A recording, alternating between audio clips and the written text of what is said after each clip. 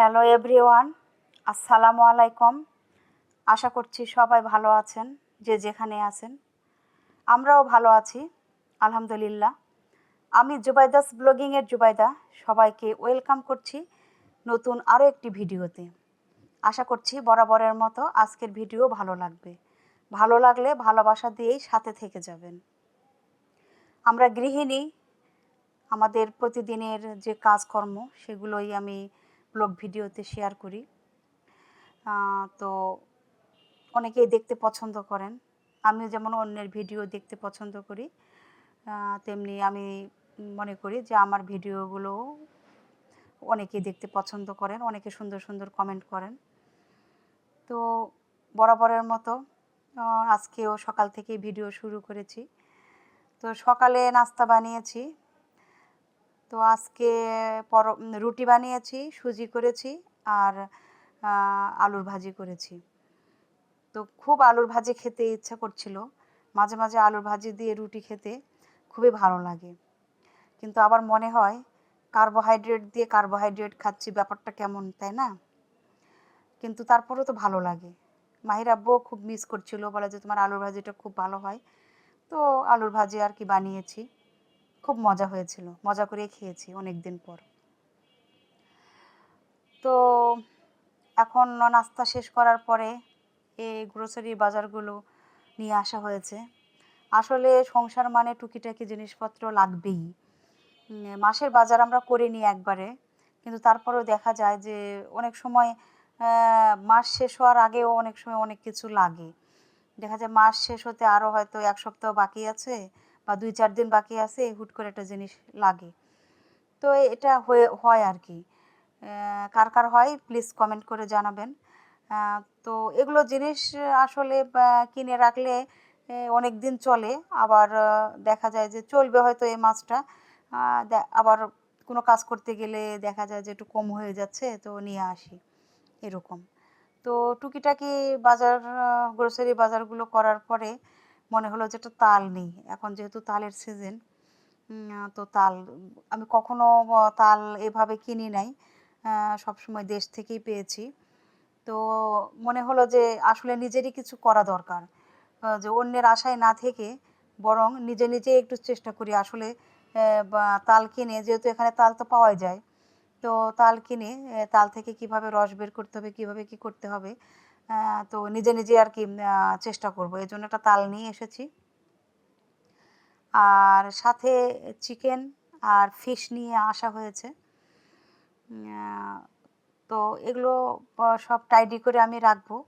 আর আজকে আমি মাছ রান্না করব। তো আমার বাসায় তো আসলে কেউ মাছ খায়, কেউ মাংস খায়, এরকম মাছ রান্না করলেও পাশাপাশি মাংস বা ডিম কিছুটা রান্না করতে হয়, কারণ মায়ের আব্বু তো মাছ খায় না, আমি আর আমার ছেলে খাবো। তো আজকে মাছ রান্না করব। আর প্রতিদিনের মতো তো ওয়াশিং মেশিনে আমার কাপড় ধুতেই হয়। তো ওয়াশিং মেশিনে কাপড় ধুয়ে নিলাম, কারণ ওটাই আমার হেল্পিং হ্যান্ড। তো মাছগুলো পরিষ্কার করে নিলাম, মুরগি পরিষ্কার করে নিলাম। নেওয়ার পরে যেহেতু আমার প্রায় দিনই হচ্ছে মুরগিটা রান্না করতে হয়, চিকেন সবসময় আমার থাকেই, যেহেতু মায়ের আব্বু লাঞ্চ নিয়ে যায়, তো আমার অল্প অল্প করে রান্না করতে হয়, সেজন্য ওগুলোকে খুব ভালোভাবে টাইডি করে রাখতে হয়। তো ওগুলো আর ভিডিও করিনি যে কিভাবে রাখলাম, কোনো একদিন দেখাবো অবশ্যই।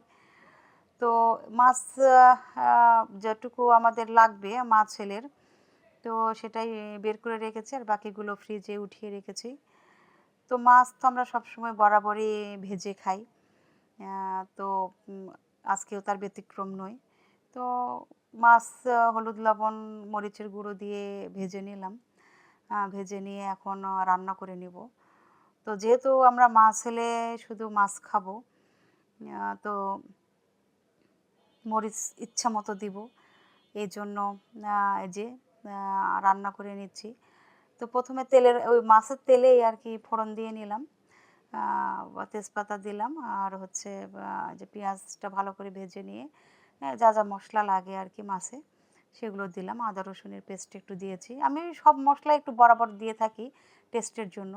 আর মরিচের পরিমাণটা একটু বেশি দিয়েছি, কারণ আমরা মা ছেলে দুইজনে একটু ঝাল ঝাল খেতেই খুব ভালো লাগে আমাদের, স্পাইসি খাবার। তো সব মশলা ভালোভাবে কষিয়ে নিয়ে এখন এই যে চিচিঙ্গাটা দিয়ে দিলাম।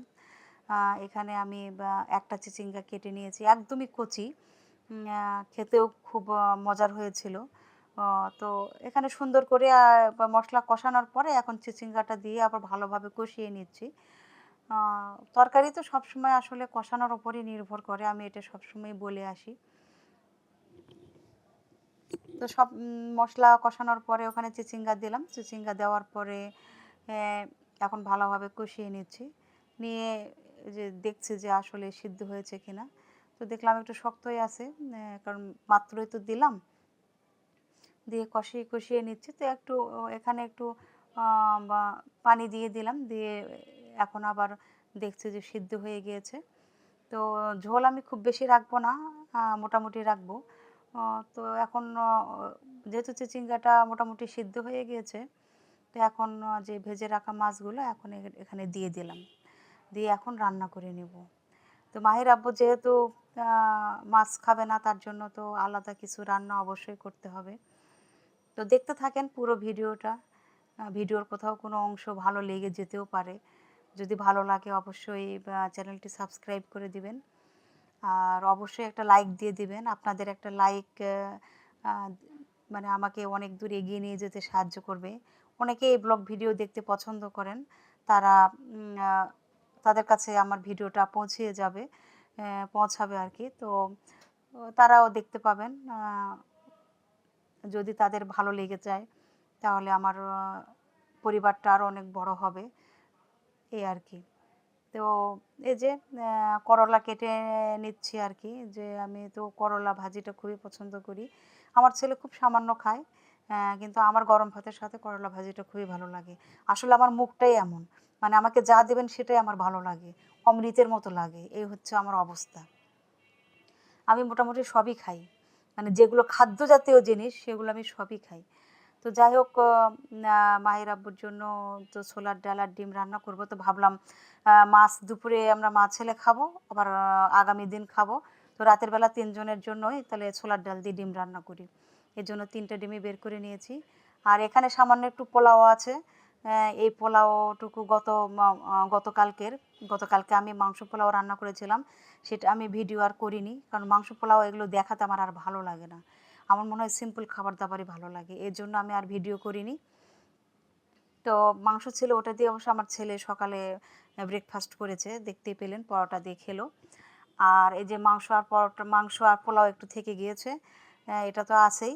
আর এই যে পেয়ারা, আমার কিন্তু কাজের ফাঁকে ফাঁকে এই পেয়ারা খেতে খুবই ভালো লাগে। আমি ফল ফ্রুটসও খুব পছন্দ করি, বললাম না আমার মুখে সব ভালো লাগে। তো এই আর কি। তো এই যে তাল নিয়ে এসেছি, এখন দেখেন এই তাল নিয়ে আমার কুস্তি শুরু হয়েছে। এখন তালের যে ছাল চামড়াগুলো তো উঠালাম, উঠানোর পরে এখন পানি দিয়ে এটাকে খুব ভালোভাবে মথে নিয়েছি, যতটুকু পেরেছি আর কি। ছোটোবেলায় যেরকম দেখেছি, কখনো নিজে হাতে করিনি, মা দাদি চাচি এদের দেখেছি। তো ওনাদের দেখে দেখেই যতটুকু শিখেছি চোখের দেখাতে আর কি। তো এখন সেটাই করছি। তো যেহেতু মানে তাল যে হচ্ছে তাল থেকে যে রসটা বের করে সেই জিনিসটা আমার নেই, এজন্য আমি একটা স্ট্রেনারে করিয়ে নিচ্ছি। তো এই যে এখন ভেবেছি যে কারো আশায় আর থাকবো না, নিজেরটা নিজে করার চেষ্টা করব। এজন্য বাজার থেকে তাল নিয়ে এসেছি এবং দেখেন এভাবে তাল নিয়ে একটা যুদ্ধ শুরু করেছি, যে এখান থেকে যতটুকু পারি আমি রস বের করব এবং তাল দিয়ে যতটুকু যা বানানো যায়, যেগুলো আমি পারি সেগুলোই আমি বানাবো, দেখি কি হয়। তো যাই হোক, আহ, মানে যতটুকু যা পেরেছি বানিয়েছি, ভালো হোক খারাপ হোক, আহ, অবশ্যই আপনাদের সাথে শেয়ার করব। তো তাল থেকে তো রস বের করে আমি ছেঁকে সুন্দর করে রেখে দিয়েছি। আর এই হচ্ছে দুপুরের খাবার দাবার। ফাঁকে ফাঁকে কিন্তু সব কাজই আমি করে নিচ্ছি। এই যে আমার মাছের তরকারি দেখেন কতটা সুন্দর হয়েছে, খেতেও কিন্তু খুবই মজার হয়েছিল, একদম টকটকে কালার, দেখতে অনেক সুন্দর। অনেকে কমেন্ট করেন যে মাছের কালারটা অনেক সুন্দর হয়, আসলে আমার নিজের কাছেও ভালো লাগে। আর এই যে দেখেন সকাল থেকে টেবিলে পড়ে আছে ভাত ভাজা, মাহির আব্বু খেয়ে অফিসে চলে গিয়েছে আর এটুকু থেকে গিয়েছে।